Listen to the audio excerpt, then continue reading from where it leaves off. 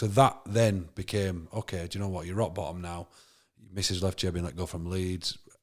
I couldn't even get in team in league below. I'd put so much weight on. There were even like little memes going around of me with little photos of, Really? it were actually, people that edit like someone's head inside, who's Ambler eating.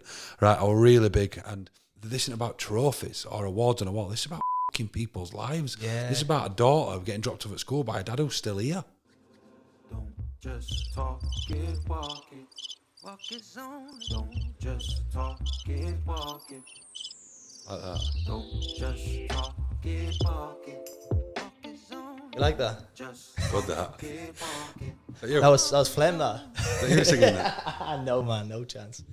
Luke Ambler, brother, how you doing? Really good, mate. Really good. Thanks for getting us over here. No worries. If bring that mic a little bit up anyway. That's perfect. There, Someone smaller here before, aren't you? Mate, all people my height normally. And you, I was thinking about earlier, the last time I seen you, I was just come to Leeds. I was just come to Leeds and you were in the first team. I don't know if you just come off loan or you just come back to the club or you just signed. And I think I played one game with you in a pre-season trial or maybe actually a couple of reserve games. And I was thinking about the other day, like I was like, fuck, that's probably the last time I've seen Ambler. Been a long time ago. Yeah, that would have been 2011. 12, 11, 12. Where were you? Because obviously you're at Leeds Rhinos at that stage. Were you on loan or was it?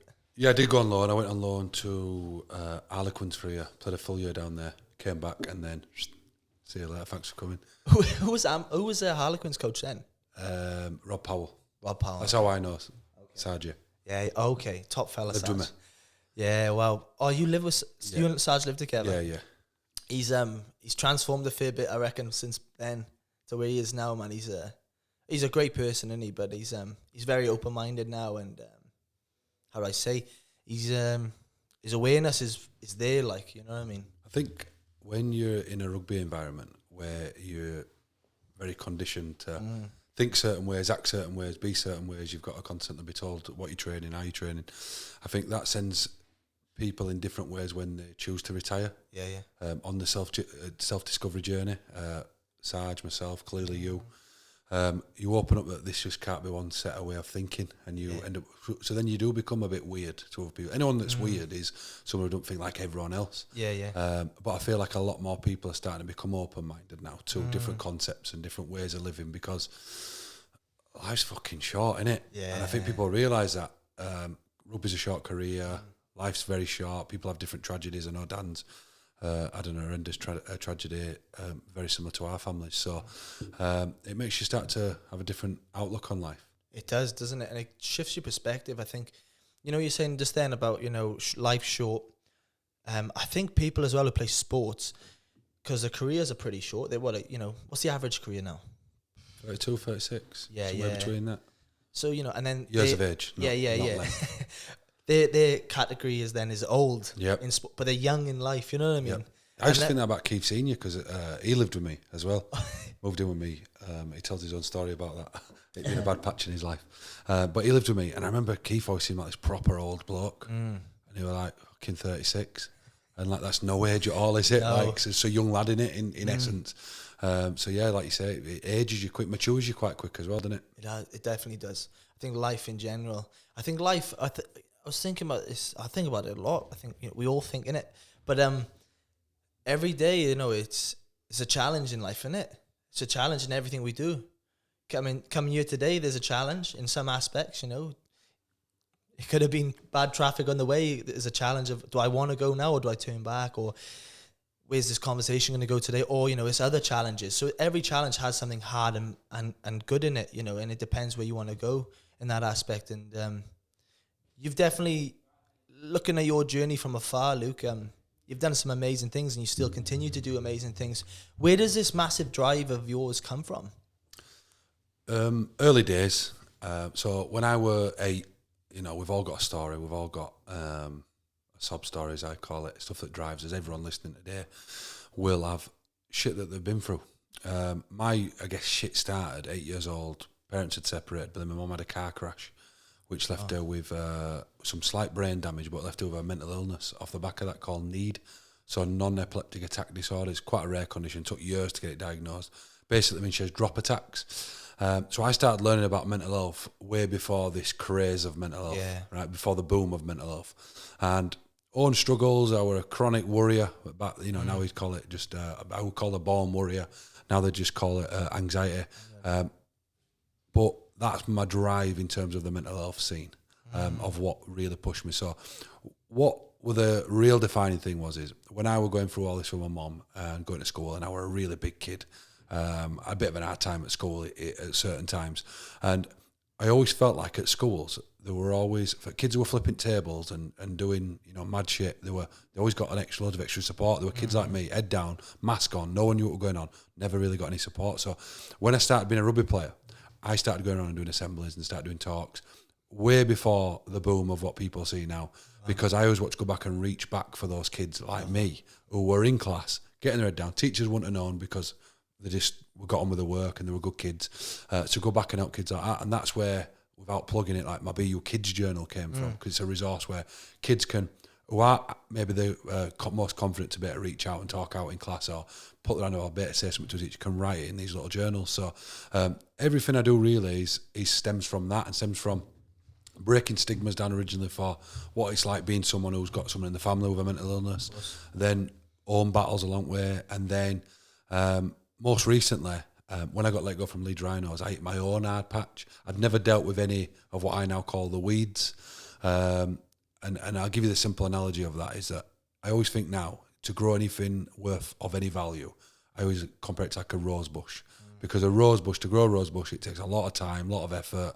Bamboo sticks, and that rose bush, to anyone listening, might represent a relationship, a new business idea, a career. And if you spend all your time focusing on the positive, which everyone tells you, laser focus, go get it, get up in the morning. If you never deal with the weeds, though, because weeds take no effort, they don't have to water weeds, and weeds represent your insecurities, any toxic problems you've got in your life. And if you leave them unattended, they'll fuck up your rose bush, basically. So true, man. So that's your ex-partner, you've never dealt with the insecurities of that, getting let go from a job. So my weeds was my own insecurities that I'd had, comfort eating, the list goes on. And when I got let go from Leeds, the story I used to tell myself was that it were all the coach's fault. I were hard done by, like most people do, But in reality, maybe I just wasn't good enough. And I have a very different mindset now. What it allowed me to do is I ended up doing a lot of negative ways of dealing with it. And I started drinking a lot, going out with old mates, sleeping around. Kept thinking that it was going to make me feel better. One night it exploded. I found myself sat in a police cell, asking myself, why me? And that then give me a little bit of a kickstart to say what's next, which is what I live my life by now. We could go into that in a little bit, but this what's next theory, that's my message in terms of what's next means is, no matter if it's something big that happens, something small, the traffic you talked about, okay, what are you going to do about it? So that then became, okay, do you know what, you're rock bottom now. Mrs. left you, being let go from Leeds. I couldn't even get in team in league below. I'd put so much weight on. There were even like little memes going around of me with little photos of it were actually people that edit like someone's head inside who's Ambler eating, right? I was really big, and I realised I didn't need to get myself in some shape. But then what I did was, when I got myself back up, I started going around doing little workshops, little talks, showing people that you don't need to go down that path. There's ways that you can intervene way before that. Started studying personal development on a mad scale, and then giving it back to people. So then when my brother-in-law died, I was already in a position mentally to use that what's next to make real positive change. Wow, man, that's powerful. Like, there's so much in that there that, people don't see the background stuff. They just, like you just said now, they see what's going on right now, but they don't see your journey. Yep. And people, so 2011, those memes, this, that, and the other, like, I know that area's blown up now, but it's bullying, isn't it? Like, it's low key. It's like keyboard warriors that think it's acceptable, but like, you don't understand what that person's going through at that time. No, and it's interesting because you say keyboard warriors, and I often think about keyboard warriors. I often don't think that the keyboard warriors are what we think they are. I think it's not someone just sat in a little dark room trying to be mean to everyone. I think it's just someone who's a little bit more confident to be able to just put something. And I think a lot of the time when people put something like that, they just do it because they believe they're never going to meet you. But a lot of those memes are done by like teammates and that, which is even more weird, isn't it? And makes you think, doesn't it, though, who's the people in your surrounding, your circle, Who've really got your back. who really got your back. Yeah. And that's what I realized, and you might relate to this. So when I finished playing rugby 4 years ago, or, after a couple of months, the text messages stopped coming. The group chats you're involved in, the quiet, and you realize that they're still on that mission, we'll call it, and you're on this new mission now. But I remember I played the victim card when I left the start. I was like, fucking hell, I don't hear of any of the boys anymore. I don't, this, that, and the other. And you start questioning, like, who's there for me right now? And what you just said right then, the people who are, I'm not saying they're similar, but it's the people who are doing that dumb shit. Like, it's, to what expense, is that happening to, Yeah, I think, though, two sides to it. One is you leave any workplace, eventually you are just a number, right? And that's not a bad thing. Everyone's got this big they get offended that you are just a number in a shirt at rugby or in an office environment. But you are, like, at some point, someone took you onto an organisation that were there long before you and it'll be there long after you, right? Of course. And we become attracted to people who have similar interests to us. So the closest friends that I've got right now are guys who are into triathlon, right? They're just we've got a group chat, we talk all the time, we abuse each other, we have a laugh with each other, we support each other, and that's just, they're coming to watch me on Sunday, I'm going to watch them in Switzerland week after, like that, just support there. Yeah, and it's just how it is, right? And that support ain't always just real positive. Sometimes it's a bit of a kick up arse or whatever it needs. And once we all stop triathlon, if we do, that group might fade away, and that's just the circle of life, innit? And you'll always have that one or two friends who were never your friend because of what you were into. Like, I've got a best friend. Yes. It sounds like I'm a year 6 now saying best friend, but a guy who's closer, I've seen more of a little brother, and we're tight no matter what. Like, if he's into fitness or he in, if he's into personal he in, and he's into a lot of stuff that I'm not and don't agree with, or has been in the past, but he's still always there. Still there. And I think that's understanding that, because we had this deep conversation on Aldi recently that when do you have kids? No, right. So when you see kids, I've got 3 kids, right, and it's funny, you take them on holiday and they just go up to another kid, especially the youngest one, and like, what's your name? My name's Ollie. Okay, we're friends now. What do you go play? When you get older, you stop making friends, don't you? Yeah. Like, because you get yourself into your box. I know you spoke about boxes earlier, that we put ourselves into boxes, and then we think, well, I'm not going to be like that person. I don't put myself out there. Where, like, we should probably never stop evolving, even in friendship circles and wider networks, because once we put ourselves in a box and only surround ourselves with the same people, we stop learning new ideas, new concepts, new theories. And that's why I always like to be around a lot of different people at different times to hear their mad concepts. So I go to a gym that no one else goes to. It's in a hotel, and I only go to use it for sauna, but it's full of a lot of old boys and old women, all OAPs, retired. And I just love to sit there and hear them talk shit about some of their proper warped views on life, and, that are really backdated. Because it just keeps your mind open, doesn't it, to what you're dealing with on a day-to-day. It's so true that's the best analogy there. Saunas are the best for that, though. Yeah. You could put a podcast in a sauna, and the chat that comes out of a sauna sometimes is like, fuck, that was some real talk there, Glad you said that, because I've just come up with an idea and I've got it signed off by his gym to do called Sauna Chat, and it'll be, and the idea is you do the podcast till the person taps out, to when he's taps out, but to usually it's around 20 odd minutes. People are getting a little bit taster, so when you start asking questions, then it gets interesting, doesn't it? But there's no cameras at the minute that I can find that would handle that. But that would be a great idea, because I was chatting to a bloke yesterday, an old boy, and he says we're talking about benefits of sauna while we were sat in there, and it turned out that it's social interaction that's up there as one of the best benefits of it, which I thought were mad. Yes, I couldn't agree more with that, because it's so true. And you were talking about earlier, you're saying about, you've got mates that, are being not there because of Ambler, the rugby player, Ambler, what he's doing now, but they're always there. And some people sometimes challenge you. There's a guy in this gym here, his name's Cal, and he's great. I see him like a bit of a bigger brother. Yep. He's always there, but then if he sees you slacking, not slacking as such, you think you're going well, he'll just fucking chuck a little curveball at you. Yeah. And then before you know it, he's making you level up. It's like going to the gym with someone who's slightly stronger than you, always and you're chasing their tail. I'm chasing his tail always, like, and I love that, though. You know what I mean? It's like a love-hate relationship, but he brings the best out of me, so. We need that, though. We need, you mentioned earlier about challenge, but we need challenge to grow. I just think there's a fine line between that, though, between knowing where you're at and accepting. Yeah. But then wanting it a bit best. And a really, really weird one for you here. There's analogies all over the place, isn't there? So my son is going to do a race this week, at school in sports day, and it's the 800 metre race. And he said to his mum, he says, I'll be happy with third place. She's like, third place? Like, what? That's terrible mindset. You should be going for first. And he already knows that the other two who are going to be in that race have already signed up. And at one period, I'd have been like his mum, like, what do you mean? You should always go for first. And what his mindset was is he already knows where them two are at, which is they are a level above him. So it don't mean I'm going to not go try beat him. But I know that everyone else in that pack are all chasing that third spot, right? Yeah. And I said to his mum, that's not always bad to know where you're at right now. And whether that's business, whether that's coaching, whether that's fitness, whatever that may be, sometimes it's okay to take stock and, do you know what, know where I'm at. Yeah. I'm still going to do the very best I can with where I'm at. And ultimately, you level up anyway in that. Yeah. And taking stock, sometimes I think too often people, as what you're on about, they chase things. Pre-COVID, I were a different man, different energy, high energy all the time, chasing stuff, trying to build this business, just left rugby. And then COVID happened and I was just like, why do we all do what we do? Because most people are just chasing freedom anyway and time at the end. And if you're in a position where you do build something where you can have that time now or, enjoy that time, why not? Yes, I love that. And how old is your son, man? Because that's some maturity at that age and awareness to recognise that. You're 13. Wow. He's very... switched on. Yeah, in that sort of capacity. Wow. Because that age, you're just kind of even... It's being realistic as well, isn't it? Like, you talk about rugby. My head's just going like this right now. Because, you talk about rugby and you said, you're playing... Not that you were playing the victim card, but, why isn't this not happening? Why didn't I get re-signed? Why?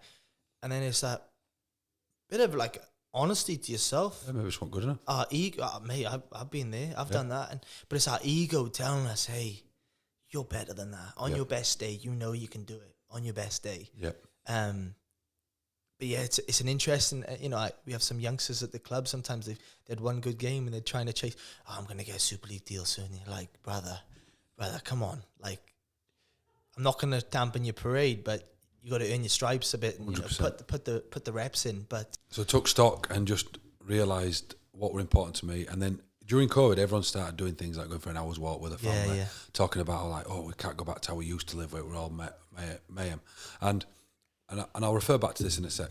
But when something like that happens to me, I genuinely, truly embody that. So like, if I think that this is a benefit to mine and my family's life, I embody that. Like, you go to a funeral and everyone always says the same things. Gotta live for a day, ain't you? Gotta live for a day. Life's short, innit? If you have a friend who either died by suicide or an heart attack or something like that, when they were quite young, and you're like, God, like, life's short. Like, I had a lot of death growing up. Yeah. And I genuinely now embody that. And I've done for years that, like, life's too short. Yeah. Live every day. Like, I genuinely, and it's no bullshit, it's no corners, I genuinely feel blessed every day I open my eyes. Wow. Every day. Yeah, I feel blessed. It's amazing, that is. And people find that... It's interesting, right? So when you say about blessed every day or waking up feeling energized or feeling gratitude, so about 4 or 5 years ago, I started going to church. And I remember when I started going to church, I used to see all the people, they're pretty happy. There's something about them had a spring in their step. And I was like, these are just faking it. Like, these are not legit, you know what I mean? But when you can transform your thoughts, your mindset, your decisions on what you want to think about, on what you want to improve on, instantly you start, oiling the wheel and starting seeing life in a different perspective. And when you said that, then that just instantly brought me to that stage. I want to ask you something as well, though. You know about love languages? Sort of, yeah. Would you know what your love language is? In terms of, remind me of them. So you got physical touch. Yeah. You've got words of affirmation. Yeah. Acts of service. Receiving gifts, I think, and quality time. Yeah. Mine would probably be quality time. Yeah. Yeah. I couldn't remember the 5 because I used to always think that in early days my missus might have been gifts. Okay. But really, I think for a lot of ladies, it's actually acts of service. Acts of service, yeah. I think they want to see you putting a little bit back in. Yeah. And I think mine has definitely improved relationship-wise since I've put in. But I also think to myself, quality time. What I respect about mine and my partner's relationship is that, and it is quite rare. My mates will tell me that all the time, that we really like our own time, which is very rare. We don't ever sit on couch and watch TV together, but we will go on a Wednesday today, a lot of time, if we're both off because she has her own business, we'll go out and walk dog and we'll just talk and we'll go out for a bit of lunch and we do stuff like that together. So we spend a lot of time with her, but just not the norm time, which is end of the day, sit down, watch TV together. We don't go to bed same time together. I go to bed early. Like I'm got Switzerland next week. She's cool with that. I can pretty much have flexibility to do what I want. And I think that's a big thing for me in terms of like having that freedom. And I'd never stop her with that either. Amazing. So I think for me, that's probably my big thing. And I'm like that in everything. Nice. Like I think even my own staff or my own people, it's just having that freedom and flexibility with each other. Love that, man. I was just curious, wanted to ask it, but it's nice to hear that. And let's get into the Andy Mann's Club. Let's talk about that. It's I've seen it for a while. Obviously, when I was in Australia, I seen it getting around, and then one of my clients was speaking to him in Wales, and he was like, "Yeah, it was Andy Mann's Club that opened up in South Wales." Yep. And I was like, "This guy's making moves, yeah," and I love it. And then when you told me earlier, like, you know, you don't make no money from it, you know, for me, then I'm like, okay, my love is just, my cup's fuller now because your intentions are right. And we spoke about that before. You know, you can see through people's intentions sometimes. If it's, you know, you'll come across someone, there's a narrative behind it sometimes. But if they're authentically themselves, you can't hide, like, you can't see, that's who they are. You know what I mean? So when you were telling me a bit about it, but if we were to break it down, where did Andy Mann's Club come from? Or where did it stem from? Yeah, so the short version is back in April 2016, my brother-in-law took his life, my partner's little brother. It was devastating, and I've told it many times that, you know, even my little boys screech when we let him know that his uncle had died. We're horrific, right? We're really tough. And it then led me to re-challenge everything that I was going around talking about, like about being a positive energy, having these positive mindsets, what's next? I remember thinking, like, it's all bullshit because you can't bring Andy back. And then after a bit of self-talk, I said, no, like, what's next in you can't bring Andy back? It's what can you do next? And I remember driving to my mother-in-law's house and I said to my missus, and this was really shortly after, it might even have been hours after, if not days, we need to do something in Andy's name, like we need to do something, like it's bullshit that he's just gone and took his life. I was really angry. Like, how do you just go do that? We're at his house day before, like, it don't make sense. And then she was like, yeah, no, I agree with, you know, do something, but like just wait till at least after, like, let the dust settle. But I just really wanted to like do something. And then me, Keith Senior, my dad and a best mate and my little lad Alfie used to always meet at this Greasy Spoon in Halifax Saturday mornings for a thing called, we'd just call it Man Club, and it wasn't even like, we'd never talk deep, we're just all busy with lives. Keith lived with me and we'd just go, right, we're going out for a brekkie Saturday, and they just turned it like Man Club because it was like, there were no women allowed. It was a little bit of a play on words. And then when I approached my mother-in-law at a wedding and said, can we start this group for Andy, thinking like Andy Roberts Coffee Club, she was like, yeah, I just don't like the name because it's too much about, you know, Andy Roberts Coffee Club. And so she'd gone away and thought of an acronym, Andy's, and I'd thought of this thing, Man Club, put it together, and it were born. And then what happened was it all happened really fast. I've never really thought about it in this detail. So I'd come up with this idea, I'd put it on a Facebook post, and just bang, the amount of inundated messages were just mad. And at that point, it was like, it were going to be at this place where I were run workshops out of, and at that place there was a gym. So I was thinking, better do gym stuff, because I had a gym at the time. That's right, in Halifax, isn't it? Yeah. So I had this little gym, so I thought, we'll do it there, but then there's also a sports hall down here, so we'll get them playing basketball, and then if there's a chance to chat at end, when they feel comfortable, we'll do it. So first night, I put his post out, and Halifax knew I were doing it, so they just did a video. And on that video, I stated clearly, it's like a mad, it's like, I say on that video, I never want this, what we're about to start, to be about me. I never want it to be about money, because I know some charities get bad reps. So I like literally laid it all out for people, future-proofed it, that this is pure, right? Then Sky Sports got hold of it, and then they were like, oh, we'll do one with you. And it's mad when you watch that video back, because they show it on a 5-year, on this video we've got, and they show that clip, and it's weird how you talk about talking things into existence. Yeah, man. At that point, we'd never even had a group. It was about 4 hours before we were about to do his ever first group. And I said, I'm really nervous about the words go something like, I'm really nervous about tonight because I don't know what's going to happen, but all I know is that if people want to set one of these up in Manchester or Leeds or Scotland, we've all got groups now. There's only one that still ticks people off in office. We haven't got Nottingham. I don't even know why I said Nottingham. They really want to get Nottingham done, so all the vision is complete. But it was like I'd spoke, and I even talk past tense in that video. Like, it's amazing to look about what we've done. You're speaking as if it's already happened, and Wow. we'd not done it. And then the first night happened, and when I was thinking about having to do this sport, I'm playing with this ball. A couple of mates had come to support me. Anyway, 9 guys are in there. Next minute, some guy goes, throw that ball here, threw it to him, bang, told his story, and then it just flew around. And that night, real powerful. 9 guys had shared the story. So a week after, 15 men came. They all shared the story, and I'm like, shit, we're onto something. So I did a campaign then called "It's Okay to Talk," where he took a selfie with an OK sign. And within 5 weeks or 4 weeks, it had reached 100 million people. Wow. Categorised one of the biggest mental health movements on planet now, right? Which then just skyrocketed that whole movement. And then because it was led by a current rugby player at that time, myself, Sky Sports were on it. They, every time, like, you know, they had like a friend of mine, Callum Watkins, would be doing OK sign after scoring a try. And before you knew it, this ball was just going and going and going. And then next minute, doing stuff with Samaritans, Professor Green, Prince Charles, letters off Theresa May, Queen's, just all scary. But then what I do always say to people is that the big shit never ever bothered me. Never, like, I never got excited by it. Like, never, like, even like now, if we're in a team meeting and staff are all like buzzing about something, I like let them buzz, because I think that, and then maybe it's rugby mentality. Like, buzz, yeah, great, yeah, we've done that. But like, we still got to open more doors on Monday. Next job. Yeah. And we've just recently realigned as North Star, like we used to have as North Star, as that we're going to make 10 groups in 5 years. And that's always been what we talk about. Even now we'll go, yeah, but we've got 130 groups now, and we're only 7-year-old, and on his 5th birthday, you know, we opened 50 groups and we only wanted 10. And I'm like, yeah, but we want one in every town and city in order to do that. Like, the number is, and they've never heard it come out of my mouth, that number is like 1,300. So I said, we're not even at 10% of where we need to be. And we get an average of 21 men a group across country. So this, as I'm doing this podcast, just got the numbers before I came in, we had record men this week. We had 2,890 men.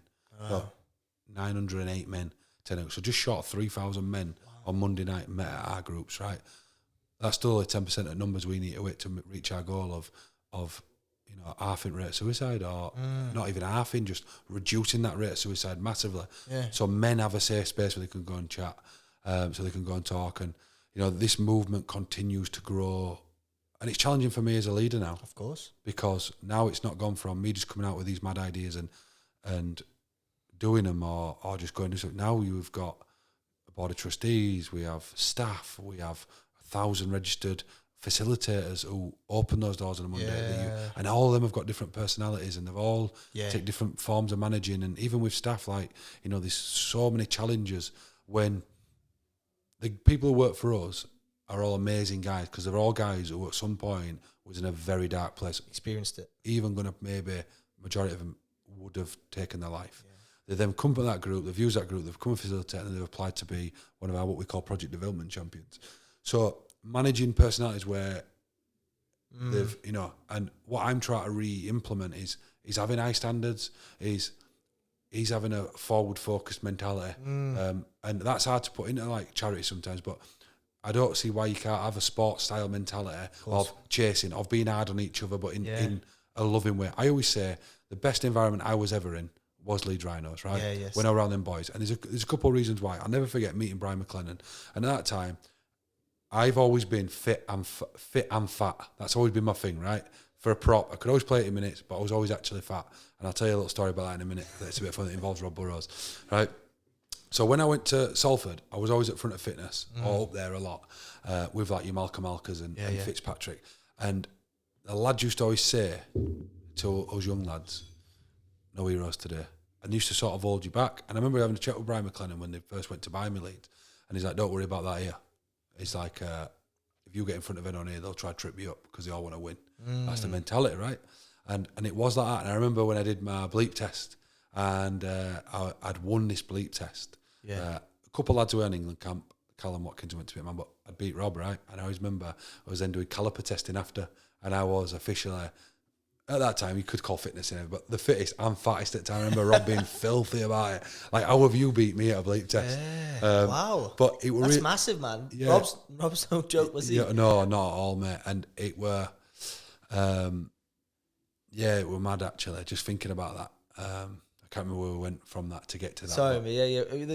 You just saying that then, though, but like, I would be going on cheering, man. Yeah, of course I was, yeah. Cheering. Yeah, and that were always my thing, though, about just like outworking people, like, you know, and I'd do mad shit away from rugby. And that's where we got to it with Andy's man club. And I sort of always wanted that in his organisation. What this place where it felt really good to work for it. because there's a real purpose. Yeah. But I also want it to be that, like, we've got a job to do. Like, we've got a season to win. You know, and I use this analogy every day that Man City wouldn't have got one game up this year or whatever, they won one trophy up and gone, job's done. No, let's go next. Let's go next. And they want to do that next year. Yeah. And if we can have that mentality of, this isn't about trophies or awards on a wall. This is about fucking people's lives. Yeah. This is about a daughter getting dropped off at school by a dad who's still here. Yeah. And before I came in here, I just heard that, you know, a story that Sabrina, our GM, were telling me at an event they were at in London yesterday, and a guy got talking, and one of our guys just said, yeah, this guy got frustrated over something. It's a long story, and then he just says, yeah, but you know what? Like, my daughter wouldn't be if it weren't for this awareness events. And like, what do you mean? He's like, I literally wrote my note. I was gone, and I went to and I saw an awareness event. Yeah, yeah. And I went and I'm like, what's this about? And turned up to one of our groups, and now works for us. Wow. So, like, when you see that happening in real life, and you see people who are still here and they are still giving back to society, and they are then wanting to help other guys, Yeah. something fucking magical about that. So why would you not want to take that 130 groups and turn it into 1,030 Powerful, groups? that.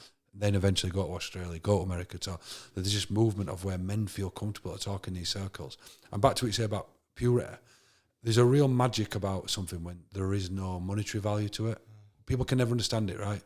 No. But the analogy I give people is, you hear a lot of celebrities, right? Or people make a lot of money. You see it all the time. What do they do once they make a lot of money?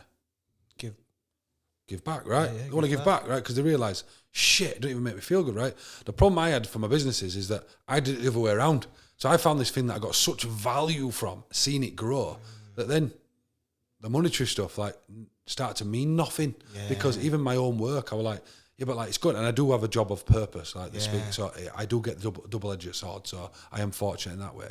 But then even like when I walked up in a coffee shop, or like, sometimes it got to a point where we're like, I get so much purpose to see this thing grow, and then I'm growing it just like it's my own organisation anyway, just without the profit and loss end. I just don't take a big dividend, or I just don't get out. But the feeling you get, it gives you so much energy just to know that, like, what we're doing makes such a difference. So that's often, when I talk about life's a contradiction, it's often hard because you've got bread to put on the table. Of course, yeah. But at the same time, like, when that gives you so much purpose, for me then to think, right now I've got to earn my salary, or I've got to do this dividend wise, where now I can make changes and get a feeling for it that no money would ever be a match. It's powerful, isn't it? Yeah, and then, and you know what, and selfishly, you know, it's about Andy's legacy, and even in some ways it's about my own legacy. I never want it to be about me, but it is nice to know that, like, when it's all said and done, no matter what, my kids will be able to look back and go, Dad, Grandma, Mom, they all played a huge part in this thing that is now an household name for people. Yeah. Just like the guy who started Samaritans. You know, one day he's in a phone box and wants to start helping people, and, you know, this Samaritan story is quite powerful. It'll be another one of them, won't it? Exactly. So. You want to be able, like, I don't care what anyone says, you know, we all do it. We all, men, I feel like, man, we want to leave a mark on the world. Yeah. We want to, when we go one day, we want to feel like, you know, we've left a positive footprint left somewhere, you know. That's who we are as like, and that could come in different ways, though, right? Yeah. That in a positive way, not in a way of like, oh, you know, I'm going to be greedy here, I'm going to puff my chest out, I'm the best ever. Not in that way, just more in, like, selflessly as well. Like, even when before I started the podcast, the business, man, for about 2 years I was doing free Sunday community sessions in Australia. Started just me, like, when you was talking about things, going to the coffee shop with Keith Senior and the other fellas and your son, I would go to this community, this workout area, right, these stairs. I would just take a photo, me and my mate, on a Sunday. Hey, anyone want to join? Jump down. See you there Sunday, 6:30 in the morning. 4 people turn up. 6, 8, 12, 24, 30. And they got to a stage where like 45, 50 people on a Sunday. The locals were getting pissed off because we were jamming up the stairs, all for free. But people couldn't understand, why are you doing it for free? Because they probably didn't realize at that time how much that was giving me back. As in a way, I fucking felt amazing. I felt amazing that me being purely myself, with no incentive in this, is impacting their lives. You know what I mean? 100%. And that's when you're saying that, then that's where I'm coming from in that area. But I want to ask you from that, you know, when that fella says to you, you know, you don't realize that my daughter now is being able to see her dad, and I wrote the letter, this, and the other. We're emotional beings. you know, to pick me on the wrong day, and I get a heavy story like that, man, I'm going home and having a bit of a cry there. You know what I mean? Yeah. If I have you and you're in a position, right, where you've got multiple of people coming without potentially coming those stories at you, how do you deal with the pressure and the burnout of could potentially happen? Yeah, so I don't really feel madly deeply now like I used to. And what I mean by that is, so I would be very sensitive before, but when you deal with things, and I won't say, we've talked about the good side. Yeah. That good side, I've also dealt with a lot of shit because running a charity the size of ours, people naturally say things like, must be earning the money. And there was one point in my little town mentality, killing it off this, killing it. No one ever knew it. And if anyone had half a brain cell, they'd go on company's house, look at a thing, and they'd just read. Like, people even started putting numbers on what I must be making from it. But then at the same time, like, I used to smile because them same people's cousins or friends was messaging me middle at night. And I'm going to their house in the middle of the night to check on them, and and it just got to a point where it was just too much, dealing with all that negativity. Then I'm helping all these people, and you have to start putting stuff in place, because it does affect you. But there are a Will Smith saying that I've tried to live by, and I still try to embody it and adopt it now, which is, you should never let success go to your head and never let failure go to your heart.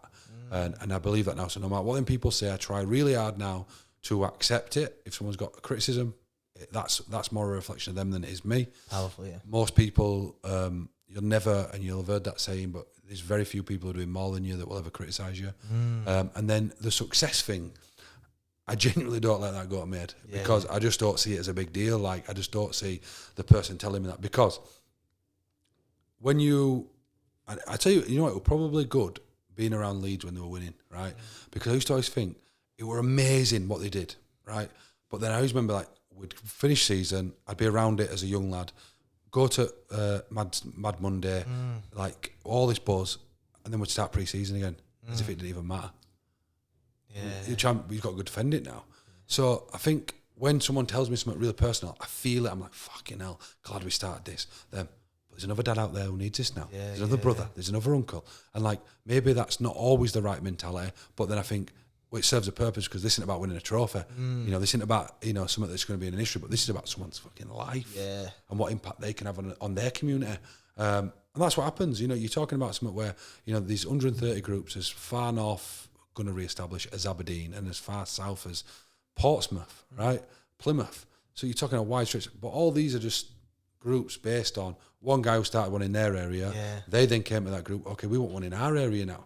So then it just spider webs out, and that's what excites me. So yeah, I'd really try to adopt that theory of, I don't let success go to me, I don't let failure go to me, because there's always someone doing more than you. There's always someone doing better, and there's always people try to pull you back down. So I feel like you've just got to constantly try to combat them both. I love that a lot. Even interesting, are you from Halifax and the small town mentality? I think the best thing that probably happened to me was I left when I was 19. I left when I went to Leeds. I was 16, 17. So I got out of that early. But I go back now with a different perspective. I think if, probably depending what age I was at, I would have probably been a bit fragile to the criticism of, you know, even to the little things, talking in public or talking on a phone. And people don't understand this. I remember the first ever time I put a post of me talking on a phone, and probably yourself, man. You overthink it a lot. Fuck, I probably look stupid. And if you've been in a sporting environment, you know what the boys are like. Boom, boom, boom. And then you get to say, you just got to get over yourself. That was the best thing to me, was going, get over yourself, man. Like, you're not that important. Like, you're in your own head, and you're actually the roadblock in the way of you growing as a person, you know. And it's a powerful thing. And I want to ask you about this guy recently. I don't know if you might know him, but see the passing recently of the Halifax player? Yeah, I played with Ben. I don't know the story behind it, but was it a mental health, or was it... I don't know. I don't know. It's tragic, though, isn't it? Hunslet did put out that it was a road traffic accident. Okay. So I think, but awful. Fluff were a really good guy. Played with him for a number of years at Halifax. Oldham boy, Rochdale boy. Very, very good guy. And this is back to that. Now, thinking about that a minute ago when I was saying about too young that they've died, you know, 33-year-old, same age as me, and over in a minute, innit? Yeah. kids left behind. It's, you know, a partner, probably a family devastated, and that's, do you know what, that's really powerful, you know, and something that I always talk about to people is people are devastated because he had a positive impact, whether it was through his rugby, whether it was through being a dad, a parent, whatever it was, right? And that's why people are devastated. And I often think that, like, we all think that we live and we die, and a lot of us don't think a lot about death because we're fearful of it, right? I'm in no way fearful of death. If it happens, right? What I want to make sure is that when that day comes, right, if I get a moment of reflection, I can sit back and say, I did the best with the cards I were dealt. Because we all got different cards. Some people who are listening now have been dealt the shittiest hands. Husbands left them, partners left them, they've been cheated on, they've been treated like shit by their boss, they've been abused physically, mentally, sexually, whatever that may be, horrendous. Never play down anything. Because when we talk about victim mentality, there's some people who are actually victims, but we still all have an opportunity to get back up, right, and play the best hand that we can with the cards that we're dealt. But the main thing for me is when we die, there'll be a line between the day we're born and the day we die, which represents your life. But what it really represents is, and something I always really want to get across is, that represents how you made people feel. Yes. Whether that was through your words, through your mission, through whether you smiled at someone at a coffee shop. Your impact is far bigger than you think it is. Yeah. And when you die, I just think, all I want to do is my kids, whoever it is, to sit there and think, fucking good bloke. Yes. Like, and if you can have that mentality, people always say to me, like, what's your life goal? Be a good dad. And you can see them like a bit disappointed with that. Like, well, it's not to like save 30,000 lives, or it's not to have £1 million business. No, because I think if I'm a good dad, I've got to have good standards, which means I've got to set good behaviours for myself and a good image. So that's like physically I've got to be showing stuff, mentally I've got to be showing stuff, I've got to be a provider, I've got to be a protector. And in order to do all them, that embodies what to me being a good dad is. Like being conscious about how much time I'm spending on my phone, how much time I'm being present. Am I practicing stuff in front of them, ice bathing, mindfulness, journals, whatever it may be, all these stuff, so that they then make conscious decisions to think, well, I want to do that. And I had this conversation with my 4-year-old actually. I'm really deep with my kids. And I took them, we've been to a holiday in Cyprus, and she is mad. She'll do anything. So she went parasailing, my 4-year-old. Wow. She went on unrestricted jet skis with me, and she just loves life. She's a COVID baby in essence, so she got loads of time with us, and we have a camper van and we travel everywhere in it, and she's just no limits. And I remember saying to her, like, I just want you to always remember that, like, we're always about adventures with us. And she looked at me and smiled, and she said it back to me later, like she'd remembered. Just people always think things are bullshit when you have kids. 4-year-old and said, she had to repeat it to me. She's like, when I have kids, I'll tell them that we always had adventures. Wow. And I thought, big for me that, like, because that's all I want to remember. Like, Dad just lived, man. That's what I always want to feel like. Dad just lived. Like any opportunity he got, he threw us in van, and we just went and we just lived and we just saw shit and did shit. Class that is, mate. That's touching, isn't it? It's touching. Leave that mark on your kids. Different marks and different people, innit? Like, you know, like that's what I want my kids to remember. Yeah. But, you know, maybe not other people, because, you know, I'm just going to throw out staff in van and go for a road trip. But, you know what I mean? Like, give them on a trailer, take them over. Yeah. But yeah, I just think it's important, that, innit? Like, how you make other people feel as a result of you being here. And even more importantly, how people feel as a result of you not being here. Yeah, the mark you, like the mark you've left. Yeah. It's powerful, that is. I always say to people, right, you're not always going to remember the words I'm going to tell you, but you're always going to remember that feeling you left, you know, that conversation, the feeling that you had when you left. You know, it's an hour conversation, you might not remember any of it, but you go, you know, fuck, I felt good. You know what I mean? That's the feeling I want when I 100%. leave, and that the energy you come into a presence, you know. And it's interesting. This is a little bit off, right? And I know, you know, you're an entrepreneur, basically. All the things you do, coffee shops, you know, the aesthetics, Andy Mann's Club, the talks, multiple avenues. You haven't boxed yourself in any. An athlete at one stage as well. You know, well, you still are. You're doing Ironman. So you doing everything basically makes you happy. Basically doing things that you enjoy. Yeah. Gives you something back. Yeah. Yeah. I don't enjoy it. Or don't enjoy it. It's challenging, but when you get through that shitty part, you can see the fruits of your labor there, right? So I'm going to talk about customer service, right? So when I was in Australia, right, I don't know if they make them do it over there, but when I would go to the customer service in the shop, they was like, hey, how you going? How's your day been? How's your week been? You know, ask you a couple questions. You connect and you have a great day. And I've come to a couple of shops or your restaurants over here, right? And sometimes I'll go into Tesco, say, and the person behind the counter don't even look at you. Has their head down, scans, boom, £5. And so many times I've wanted to go up to that person and be like, hey, do you not like your job? If you don't like your job, go do something that makes you feel good. Yep. Sacrifice something. Go back, lose a little bit of money for a moment and sacrifice. Not everyone is in that position to do it, right?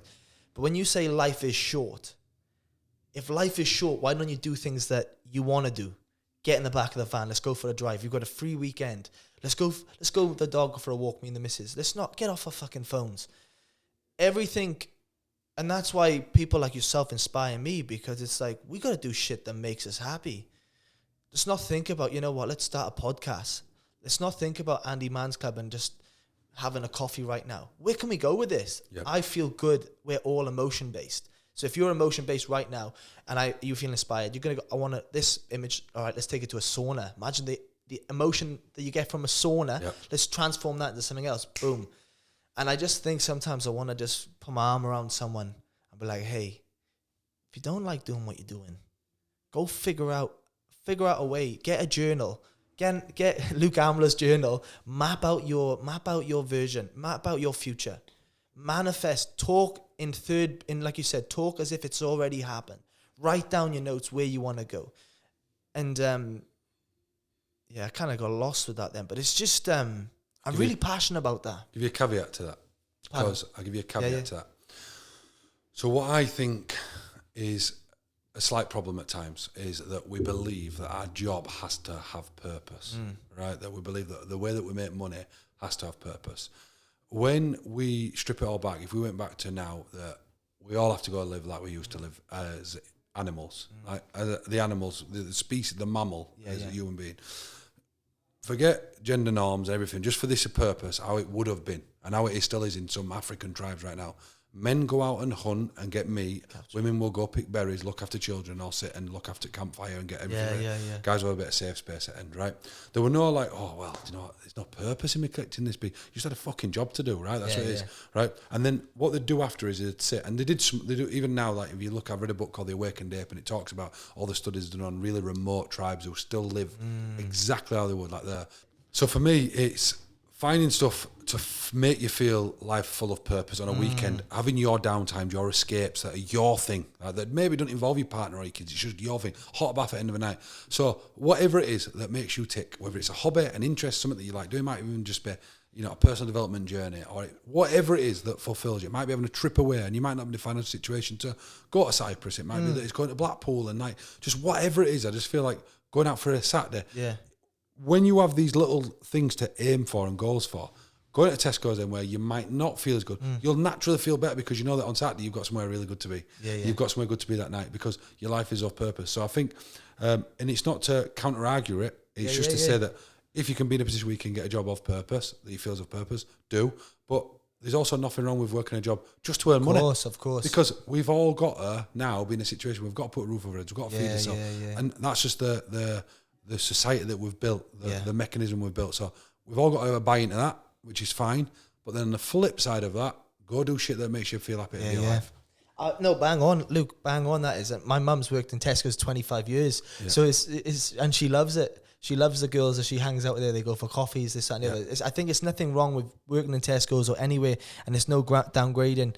And like a lot of people that don't actually probably enjoy those 8 hours. But I just think it's like you said, wording it maybe the way you said is, all right, in your spare time, how do I create something that could potentially make me feel good? Feel good, yeah. And yeah, I just, it's just something. I'm not going out there, follow your dreams. You don't have to be the boss. You don't have to be the entrepreneur. But it's just finding something like you said, shifting your energy essentially. Shift your energy and just see too many people behind like customer service sometimes going, I don't know if you want to do that, but if it is, be the best. Try and be the best version in that moment then, and just put a smile on your face. It's easy. It's harder to be angry and it's easier to be nice, you know. Yeah. And even wider than that, for everyone listening, you can affect positive change in every encounter you have, from the store that you or buying a coffee, from the restaurant you sit down in, from the place where you bring some clothes back to. Go and be nice to people. Yes. Because like what you're saying there, you know, the flip side would be that some people think that because they've paid to go watch a rugby game, they can shout what they want on the pitch, right? But that's fine because it's probably always been a norm to do that, right? Yeah. But surely, like, a team's going to play better as the analogy, when the supporters are behind them, whether they're winning or losing, right? When someone says, and I try this with my under-13s that I help coach, that bagging them and telling them that they've missed it. I think back to playing rugby, right? Never did it ever help me when someone ran over and go, "Why the fuck did you miss that?" Actually, it didn't help. I know I'd missed tackle. I know I'd got my foot wrong. I know whatever it was. But like, actually, if someone comes up and said, "Don't worry about it, go make up for it." Yeah. Right? Do you know what? My team were behind me. I'm going to trenches. And I think that's the same with work. And I've got some difficult conversations to have after here with a couple of people where, you know, people don't like change. No. Right? But sometimes it's about having that arm around people, making them feel good, and doing that, whether it's in a petrol station, coffee shop, because what mark does that have then on the next person that walks in? And there's a saying, and it's only just probably made sense to me now, is that you should plant seeds under trees that you will not get the benefit of the shade. And I get that now, because me going into a coffee shop and being really nice to that person, she might not or he might not be really nice back to me, but they might be really nice to the next person who walks through. So it's about doing selfless acts that are going to benefit the next person. Yes. That next person might be 4 years from now, it might be your kid, it might be your wife or your partner. And it's about trying to create that positive, without always having to be high energy. Oh, no, we don't. You can just be normal. But it's interesting you say all that, because there's a petrol station just by where I'm living. And every morning I go get a coffee there and got to know the fella. So every morning now, I've been there like since January. Every morning now I see him. I say, all right, come on. What are you grateful for this morning? Yep. Every morning. No one else says hello to him, but I make an effort every morning. Found out now his wife is Indian. She's gone back to India to give birth to their first daughter. I check in how they're doing. He asks me questions. Before you know it, right, I've created a bond. Every time he's smiling. Smiles. And someone's coming in here who gives a shit about me. Yeah. So the other day I forgot my card, and I had coffee and some butter, and I put a video up of it. And he goes, "Don't worry about it. Just pay it later." You know, creating that bond. Yes. From just saying, "Hi, mate, how you doing? What's news? What are you grateful for?" And we go. That's it. That's it. But that's a two-way street. We got to meet in the middle, and I think that's important. I was going to say something else then. Expectation about doing things and expecting it in return, like you said, planting seeds in trees that don't provide shade. Is that what you said? Yeah. So I was reading this book on that, and how, you know, sometimes you might give to someone who's not giving just as much to you, because you want to try and give more to them and try and help them, but they don't help you back. And you might get worked up about it. And then you realize that, like, you just exactly same scenario of you know, that person might not show you the love, but it might be another person. It might be your mum calling you, or it might be your wife ringing you. That energy has gone to them to pass that love on to you. Do you know, it's not expecting it from this person, but it might be coming from your daughter. But that is conditional love, though, isn't it? Yeah. Because if you are doing something constantly and thinking at some point this person's going to do something good for me back, you're not genuinely doing it for authentic reasons. No. I don't want anything back from Andy's Man Club. No. Nothing. Genuinely, wholeheartedly, look you in the eyes, I don't want anything back from it ever. Yeah. So that's unconditional love. No matter how much it treats me like shit, no matter how well it does, or if it does show me love back, it's unconditional love. Same with my kids, it's genuinely unconditional. Yeah. With us partners and people, friends, we often have it conditional love. Well, I did this for you, so why are you doing that for me? Right? And it's about trying to have everything as unconditional love, while still maintaining high standards for what behaviours you will and what I expect in your relationship. And if you constantly give in terms of effort and you get no effort back in anything that you do, that's not healthy either. Of course. But if you have an expectation that as a result of going and being good morning to everyone, that he should eventually give you something free from his shop. That's not. No. You're doing it for the wrong reason. But if you're going there because you like the energy he gives you back, and accepting that one day you might go in there and he might be having a rough time and might not give you the same energy back, it's unconditional. Well, I'll get him again tomorrow. And that's the same, I think, with everything. Of course, yeah.